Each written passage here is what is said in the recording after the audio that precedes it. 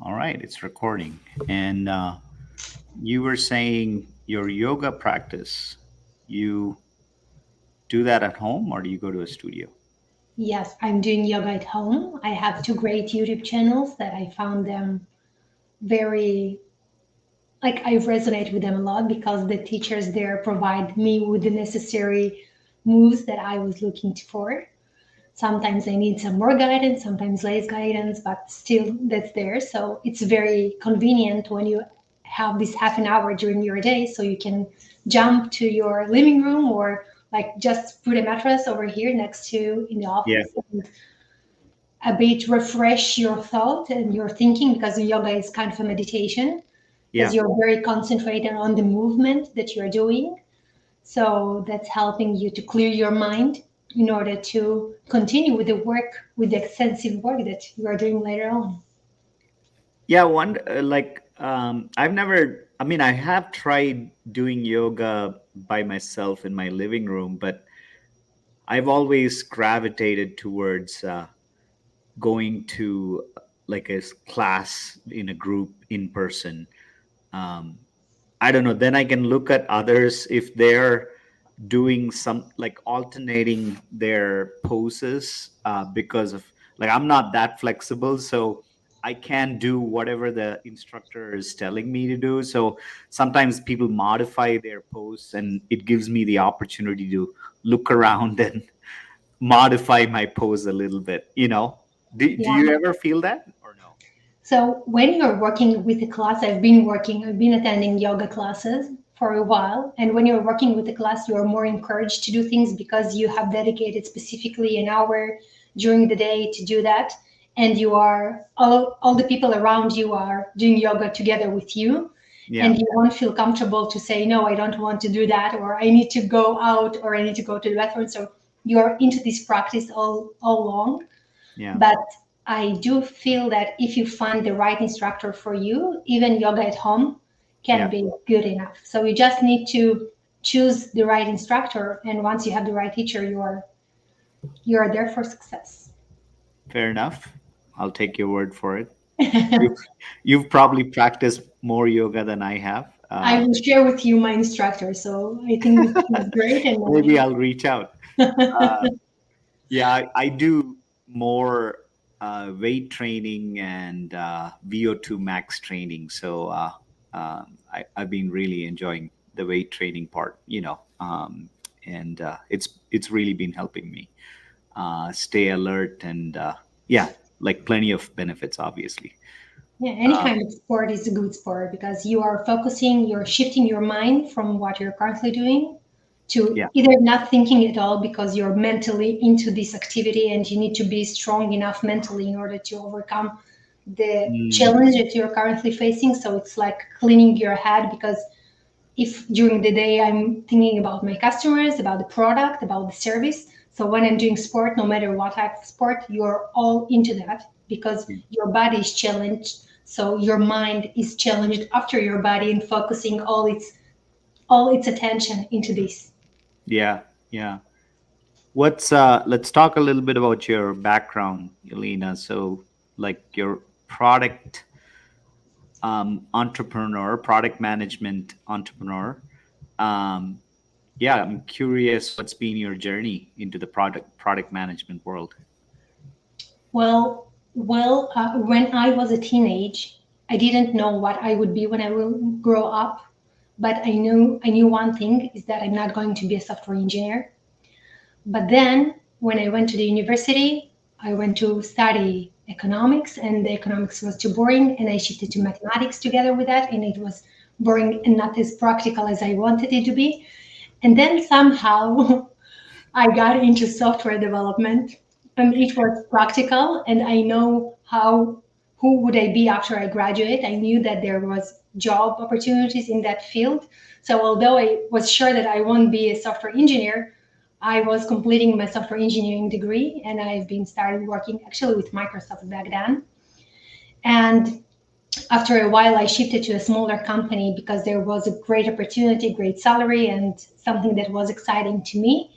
But software didn't really resonate with me for this path. I've been software engineer for 4 years, And then when I was working with this small company, and small, it's 100 people company, but when I was working within this company, there was one person who was the product manager of this company. And for me, he was like the god of the company because he was talking with customers and he was talking with the people who were working in the different departments. And he understood how the product that we developed actually resonated with the people who were willing to pay money for it. And he understood how to talk with the management and how to talk with the developers and how to talk with the design. Like, he was the one single focal point that you came to whenever you had any type of problem, whenever you need some kind of a resolution. And I liked it a lot. So I decided on what is the fastest way that you become a product manager, because the path that I was going through was to be a team lead and then to be like a department lead in the software industry. And this wasn't the direction that I wanted to take. But when you were looking to interview for a product manager, as in every position, they were looking for a person who has 10 years of experience, but is looking for these junior positions, right? So I went to do my MBA with an entrepreneurial direction. And during this MBA, I was transitioning to a different company, to a project management / business analytics position as a student position. Back then it was Intel. So I moved to Intel to being a business analyst, project manager, under this title of still doing my MBA, under the title that I was a software engineer with a software engineering degree. And it was a very quick shift for me because I had this depth understanding of the technical aspects, but at the same time, I had this business mindset of what can we improve, how can we improve it, like seeing the puzzles and completing it to a whole picture. And very fast from there, I started to shifting between the product positions. So every time there was a specific problem, I had this analytical understanding, and it wasn't only analytical, it was analytical plus business, which caused the department to want me to come over to this specific department and help them solve the challenge that they're currently facing. So I was usually building a framework of how to solve this type of solution or this type of problem. And I was with this department for a while just to make sure that things are ramping up and things are becoming more clear. And then I was moving to the next department. And this is what also I've been doing later on with Amazon, where I was a senior product manager at Amazon. And I was leading different type of products where they needed a specific solution, a specific framework, where there was a disruption within the market and they were looking for a person who has these problem-solving abilities, who can see the whole picture, but also dive deeper and understand both the market, but also the developers' abilities and how those two combine into one singular picture. So that's that. Yeah, that's quite the journey there. I'm curious what made you start your own. I mean, working at Amazon is not as bad, but what made you start your own company? Working in Amazon was great, and it actually provided me with a lot of knowledge about processes and what is the right way, and sometimes what is the wrong way as well to develop products, and what processes should you have within your company in order to make sure that those products are actually like customer centric, because Amazon is very customer centric company, and customer centric is the first thing that you are learning when you're joining Amazon. And I'm a hard advocate for customer centricity. But at the same time, I found myself that I'm doing not only product management, but also stuff that I enjoyed less. For example, writing. Amazon is known for its writing processes and for its in-depth writing. And I felt that most of my time is going to writing. So I felt that 70% of my time I'm doing writing and I'm exploring products, but still it's under this envelope of writing something, writing a document and then writing the next document. And it's never good enough because you are obsessed with the quality of things that you are writing. And I found that I'm doing less and less the product work itself, where I'm actually talking to the customers and actually resonating with their problems, and also doing quick adjustments to things that are working and not working in order to improve in them better. And Then I understood that I have a lot of knowledge from working with those big giants, with Amazon and Intel and Microsoft. And those processes are not familiarized by the smaller companies who can actually benefit from incorporating those processes. Maybe not as a whole process, but maybe parts of it that I could really resonate and that I really feel that those processes can help those companies. So I decided, why not to try it on my own and work with those C-level executives and entrepreneurs within their own companies, helping them to grow their company, helping them to bring customer centricity, helping them to understand how their product can resonate with their customers, how it can elevate their marketing, how it can sell better than what they're already doing, and how it can create better revenue for them just from understanding the market, understanding the customer needs, and actually solving things that somebody needs them to be solved. Cool. So that's how long have you been running your agency, product I've management? been running it for 8 months already. Okay. And within the agency, today I'm working mostly with startups, with accelerators, but I'm shifting these days into a bit bigger companies, like mid-sized companies, because while doing the coaching for entrepreneurs is very beneficial for both me and them, I do feel that the processes that I've been advocating for will be more beneficial for medium-sized companies. So hence I'm doing this kind of a transition. I'm gonna slightly try a different layout, see if it works. Yes. Oh, that's good. Do you like this? Yeah, it's better. Okay. I feel Uh, closer to you. yeah, exactly, right? Yeah, it Yeah. felt like it zoomed in on us. Yes. um, so I'm curious about lessons learned from like the big corporates. I wonder too, even like the documentation that you were talking about, like now with AI, maybe they can automate that stuff so product managers don't have to do that anymore. But you know, that'd be a interesting thing, like, because you kind of spent more of your time doing documentation and Yeah. you felt like you were not talking to clients.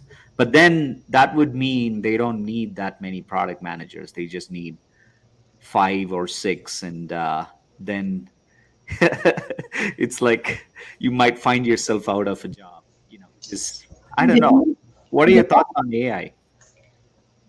well, first, my thought on AI is that it's a great accelerator, that we all should use it. And it shouldn't be just a trend word that it's just mentioned by everybody. And if you're not mentioning it, meaning like you don't exist, I really believe that the AI is an accelerator and Yeah. that you need to understand how you can use it to accelerate yourself, to accelerate the processes that you are doing. And like, if you can do the same thing half by half time, so you better do that, right? You want to save your time.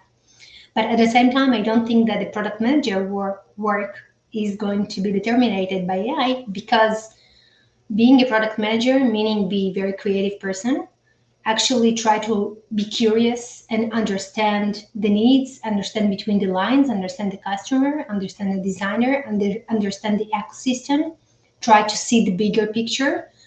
And although those documents that I was writing at Amazon was exhausting, but they actually shared a very big part of being the product manager, because at Amazon there are those processes. For example, when you have great idea that you want to put to the market, you first need, as an entrepreneur, for example, you first need to find investors for this idea. And the investors can be not only from budget perspective, like money perspective, but also to make sure that your idea really counts, to make sure that your idea will be actually providing value to the market.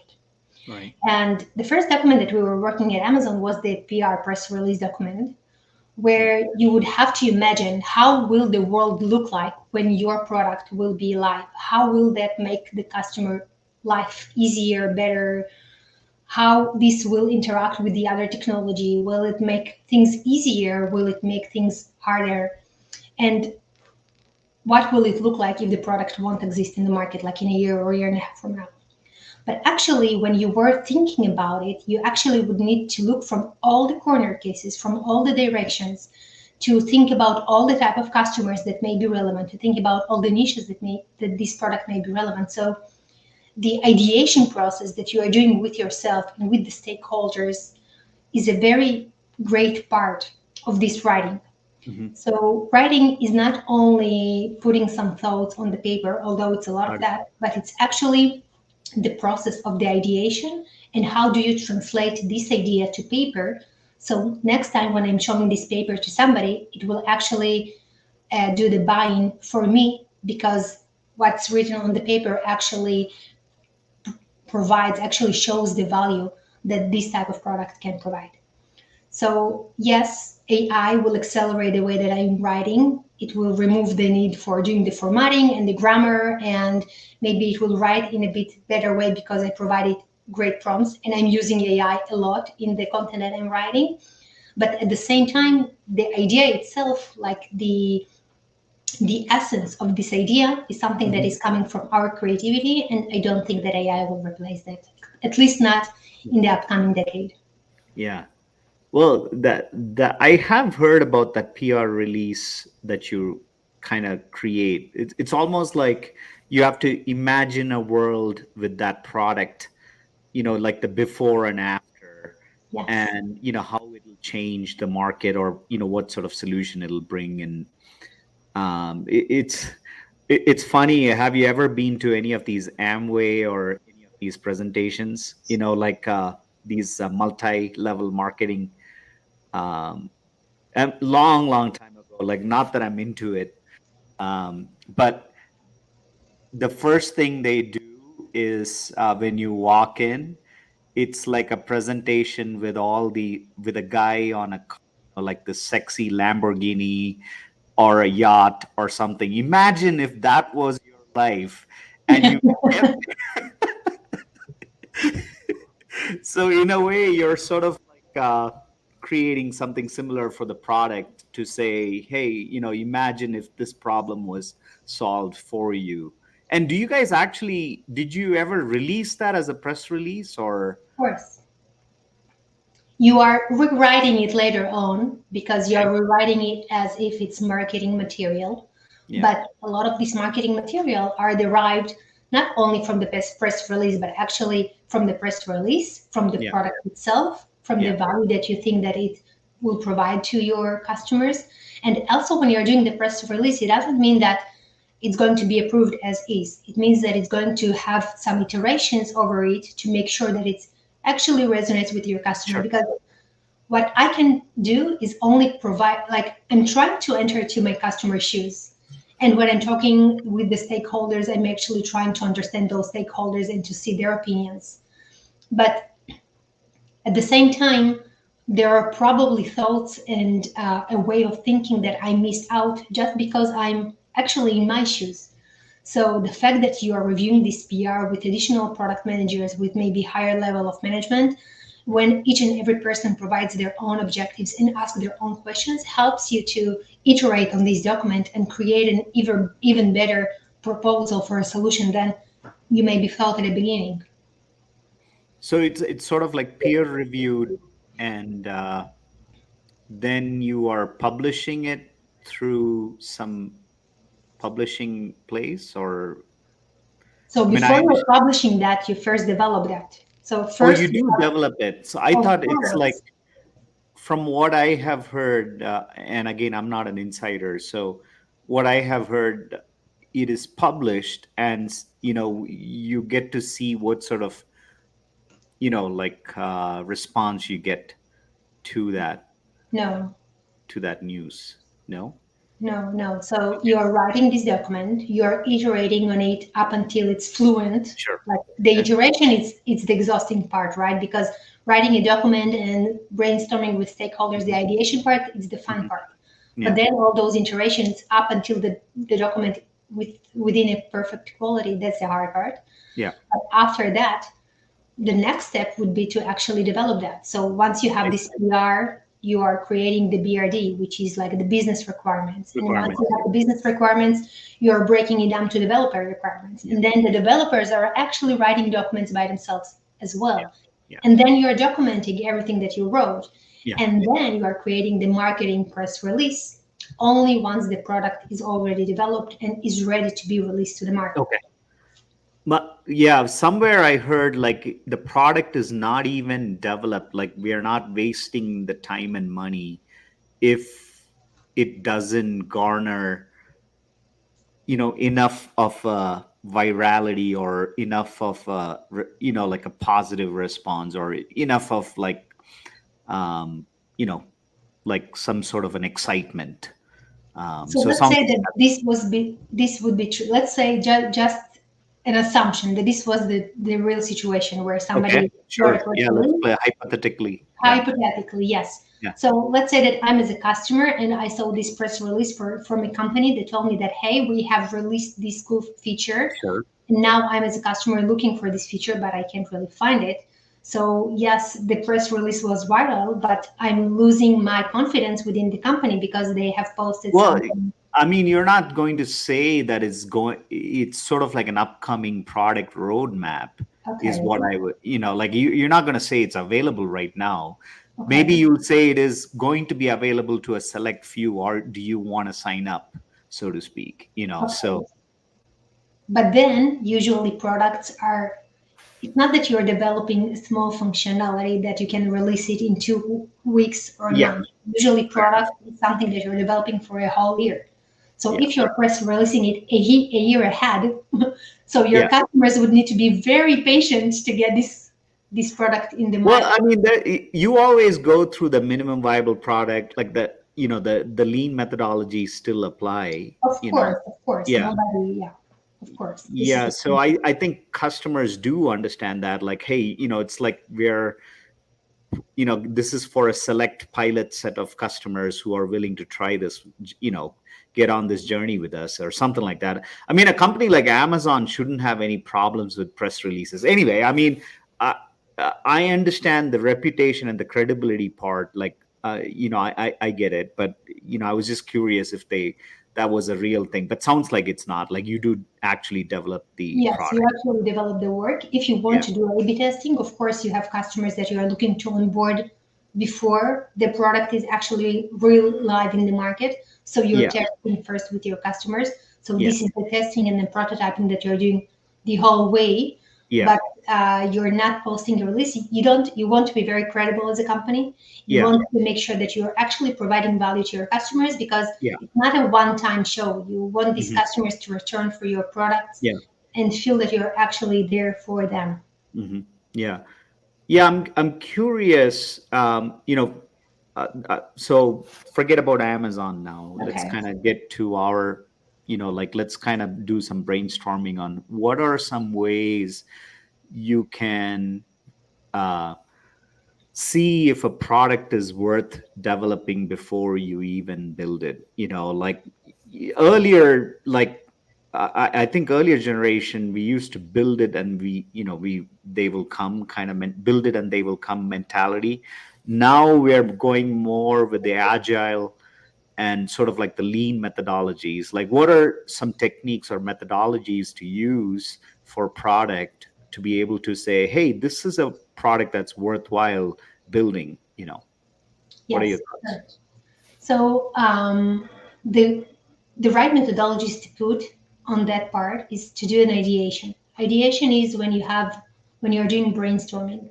Usually, people tend to love their ideas much more than they should love them, and much more than the customers would love them, because this is an idea that came from our mind, and they were like automatically in love with that, and we think that everybody would need that. And if you would talk with any CEO and ask them about a specific idea, you would know whether this person is a CEO or not because they are so in love in this idea and they think that the market needs it. So you do need to do this ideation process where you can meet with your stakeholders, with your peers, and if you are a solopreneur, so you can meet with your colleagues within the industry just to brainstorm about this idea. Think what do they think about it, whether it resonates with them, whether they understand that it will actually bring value to your customers, And I know that a lot of people are afraid from sharing their ideas because somebody will steal it.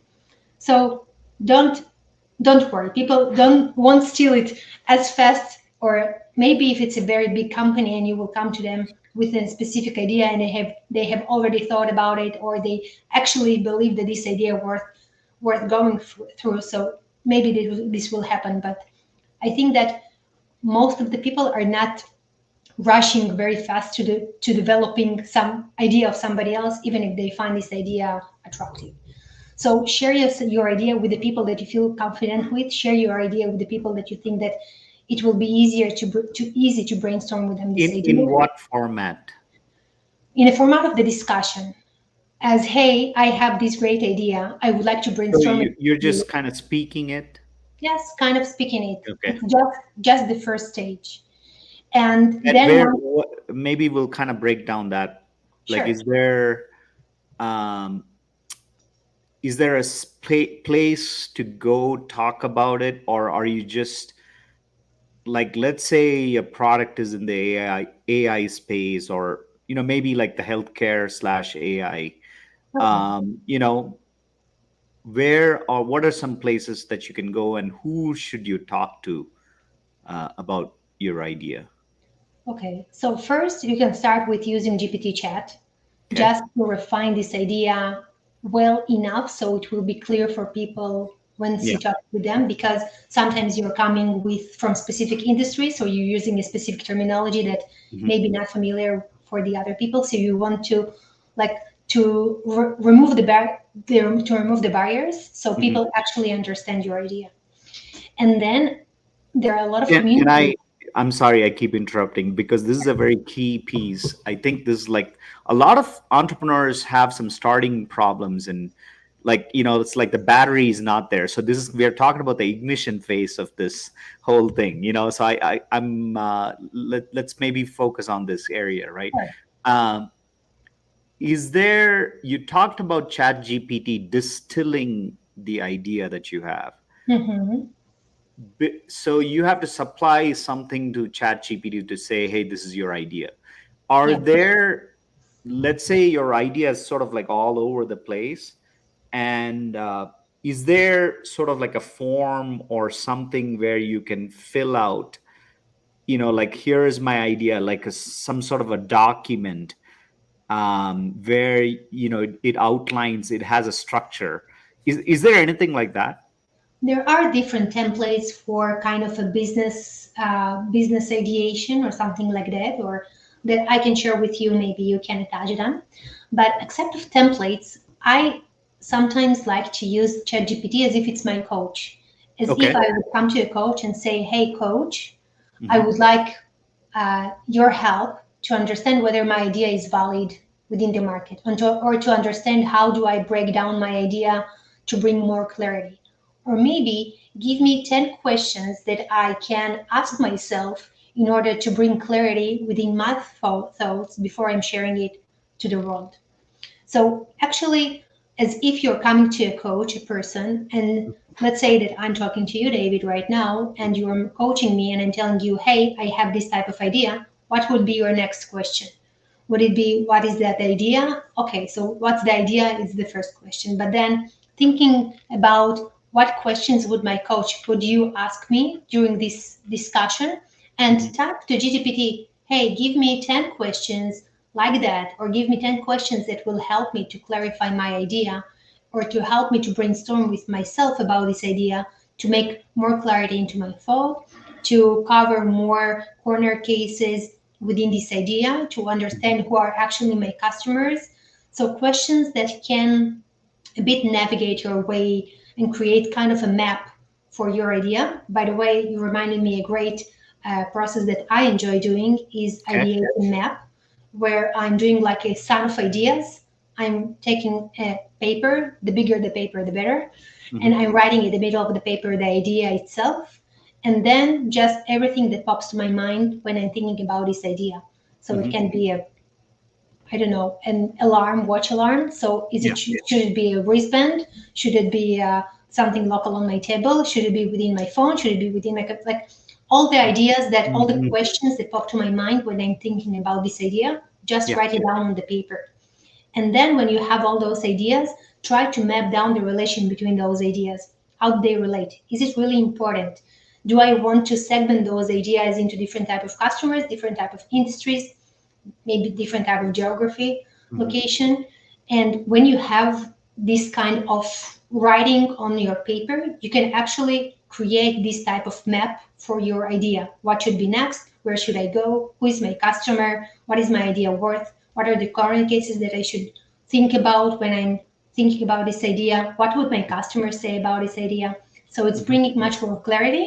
And Yeah. you can also use those questions within ChatGPT to mirror to yourself those Mm. questions and to think with ChatGPT as brainstorming with it about those answers.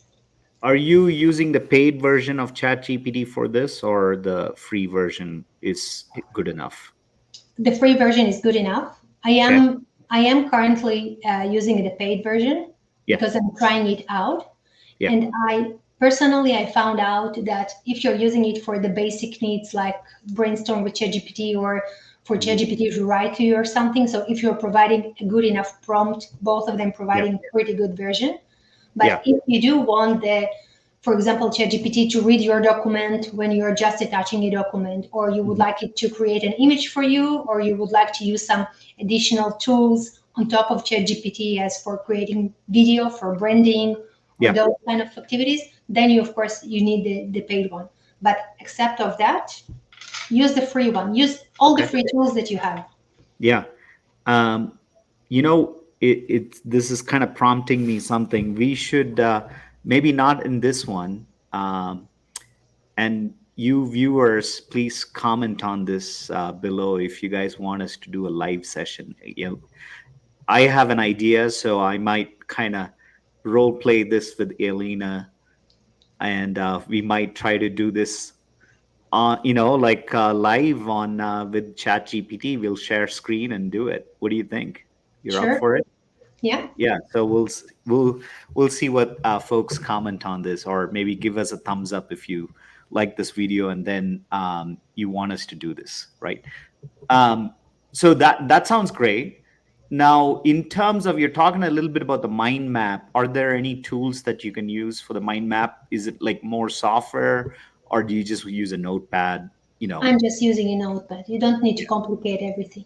yeah, I enjoy from technology, and I actually think that technology is here to make our life easier. sure. But sometimes a paper and a pen is good enough Yeah, to do. yeah, yeah. And it's faster too. Like, I feel like I've used Lucid Chart and things like that in the past for mind map.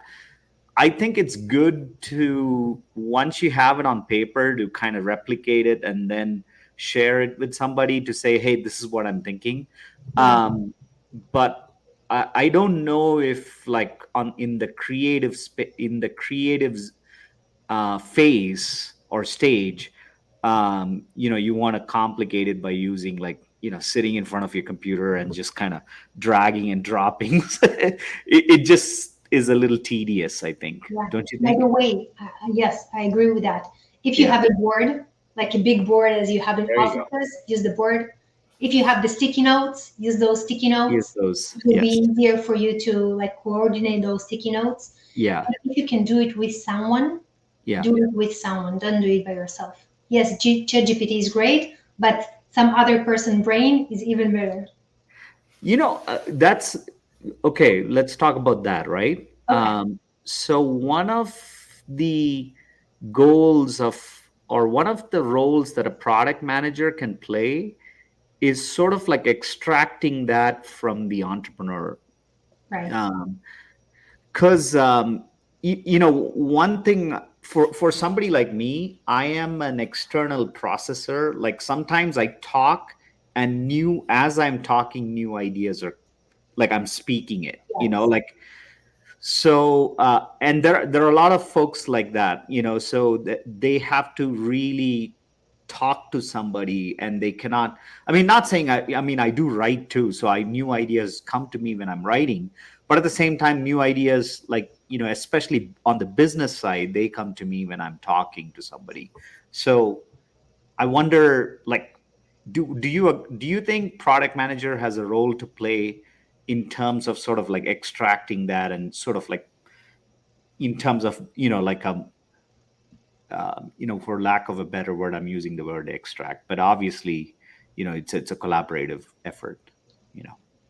Well, first, I think that entrepreneurs are product managers by themselves as well, because if you're not a product manager and you don't have this great ideation of ideas in mind of something that you can create, you probably won't be an entrepreneur.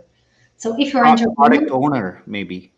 product owner, product manager, you can call it whatever you like. It's as if you have this product mindset, because Yeah. mindset is Okay. all what Understood. matters, Yeah. right? So it doesn't matter what is the word after the word product. Fair enough. Yeah.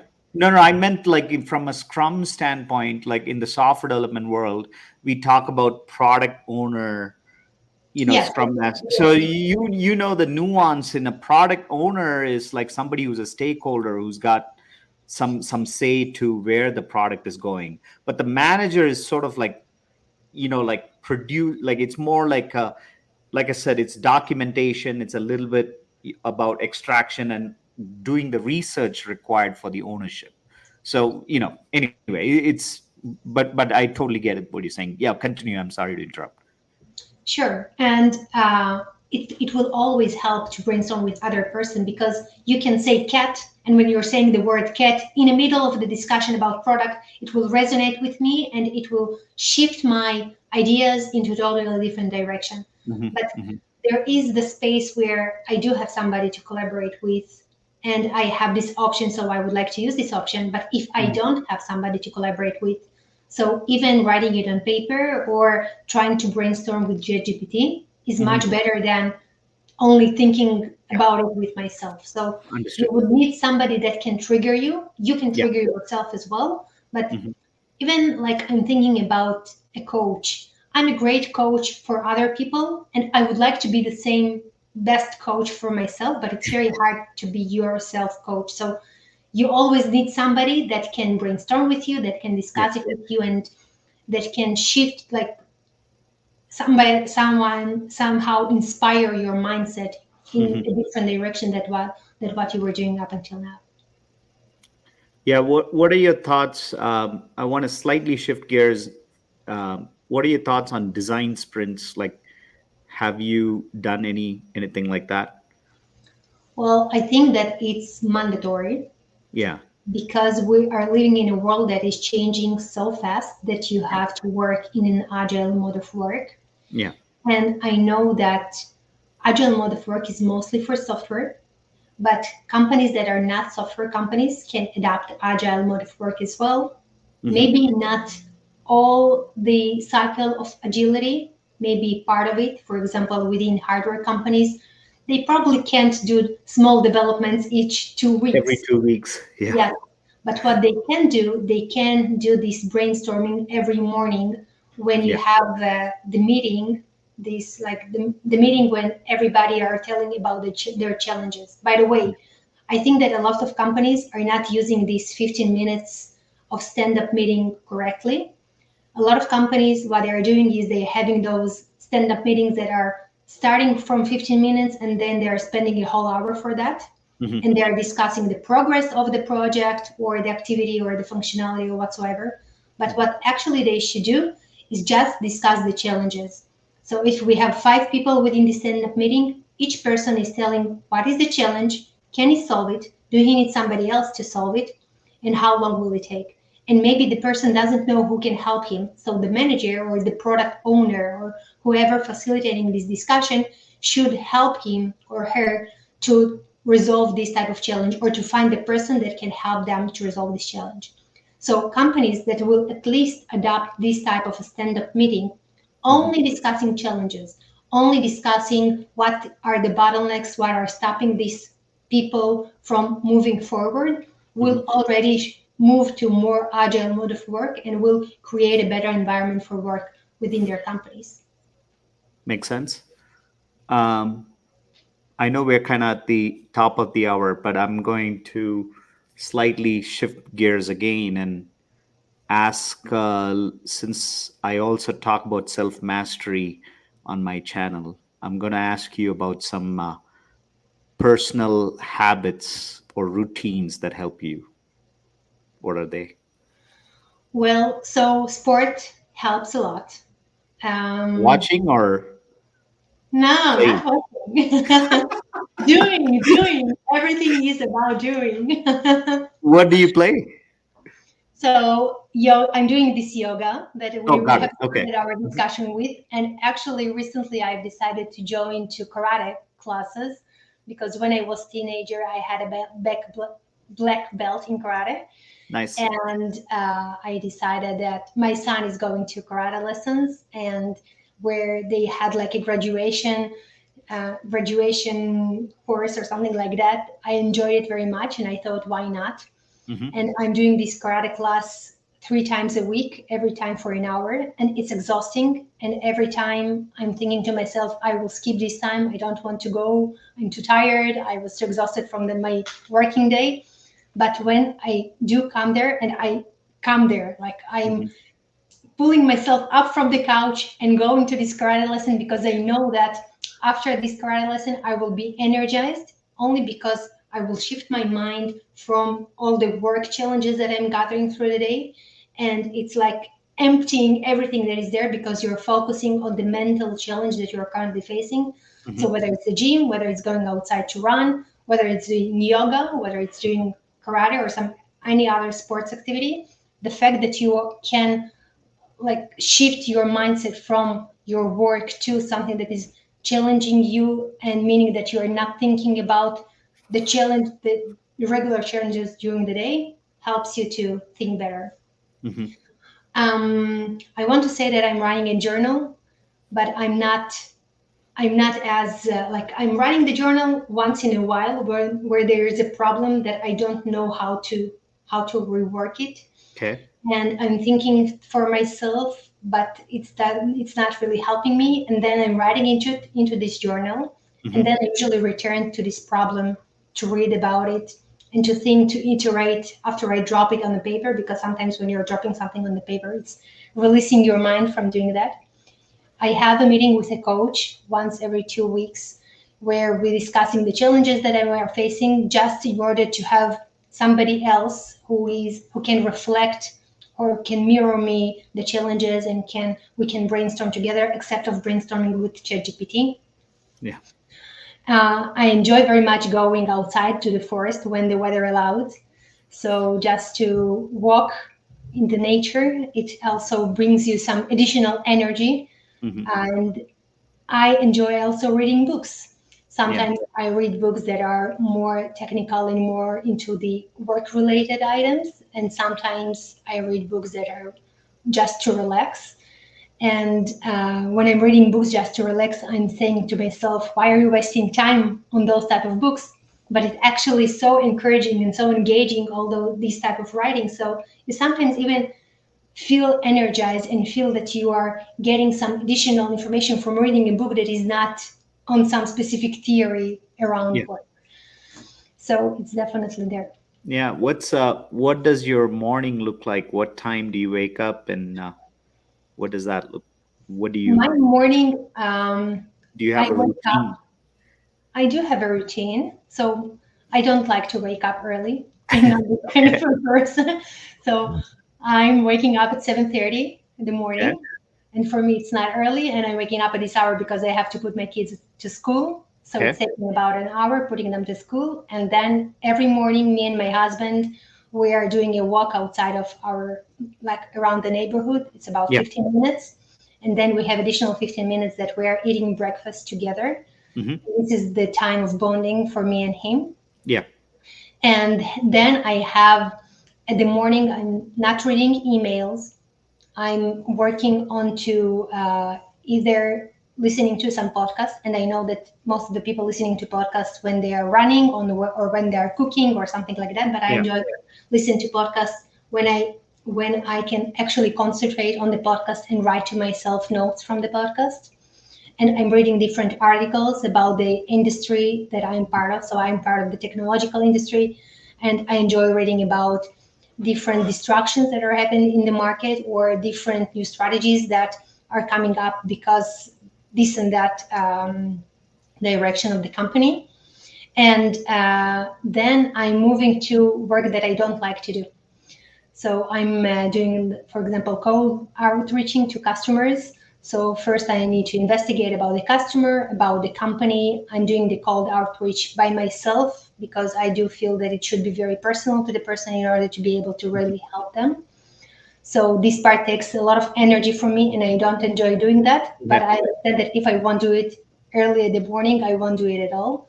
So I'm dedicating about 2 hours to work that I don't enjoy doing, and then I'm moving to work that I more enjoy doing, as meeting with customers, as going to conferences and solving problems. So my day-to-day routine. Then I have lunch. I'm going to prepare lunch for my kids because I'm some crazy mom that needs to give them fresh lunch every day. So, so I'm doing that, and then I'm returning back to work for about 2 hours. Then I'm going to be with my kids for about 3 to 4 hours, because that's the time that we have to spend with them during the day. And then when they're going to sleep, so either I'm completing work, or I'm going to karate lesson 3 times a week, or I'm just sitting on the couch, relaxing and watching TV with my husband. When are you most energetic throughout this day? Um, so sometimes I'm very energetic at the evening after the day is ended. So if I had a day that was very eclectic, like I had today, like I had a lot of activities during the morning, and only at the evening I have actually time to sit with myself. But somehow the energy just comes by. I don't know from where it So in comes. the evening you get very energetic. So how do you like how's your sleep then? Is do you My, get my sleep is perfect. Like the moment that I'm putting my head on the pillow, there's nobody to talk with. that's that's pretty crazy that you can be energetic and then boom you're you Yes. go down like Yes. that's yeah, that's Just as insane. long as I'm in this position, like the horizontal one, not the horizontal, the vertical one, I'm Vertical, good. But at the moment that you put me on the horizontal position, there's nobody to talk with. you're done. That is very interesting. Like yeah, I almost like I wonder like there, like I cannot if I'm activated, I cannot go to bed and sleep. It's going to continue, and then it'll be rough. So I kind of deliberately find ways to wind down in the evening. So and yeah, it's so that's why I get my workout done in the morning. It's but it's sounds like your like evening is your best time, and sounds like and then you read books for like more entertainment, like the it's not necessarily for your learning. So I guess that is one way of you winding down. No, so sometimes I do, for example, sometimes I do read, I listen to podcasts, but sometimes I read book instead at the same time. Like this is for me the business development part. You have to develop your business when you're an entrepreneur, and the Yeah. morning time is the time that I'm the most awakened. So the Mhm. information is entering fresh. So reading a book, listening to a podcast, reading an article, writing an article, Yeah. all those activities that are around new knowledge that you are consuming, for me it's morning time. So Yeah. reading books that are specifically like technical books from my job area, I'm reading them in the morning in this time slot of the educational part. So Hmm. that's that. And Yeah. then entertainment books I'm reading at evening when I'm on the couch. I can't really lie down on the couch just like that. I'm watching TV, I'm in my Instagram and reading a book, all three at the same time. So, and telling my husband what he saw in the series that we were looking for. And he tells me, "Don't go. I don't understand. If you're not here, I don't understand what's going on." That is wild. That is wild. Well, we should definitely do that product ideation through ChatGPT. That'll be kind of interesting. So maybe we should do that recording another time, Sure. and that'll be kind of fun. So I'm going to end this recording. Thanks for being here. Stick around. I want to talk to you.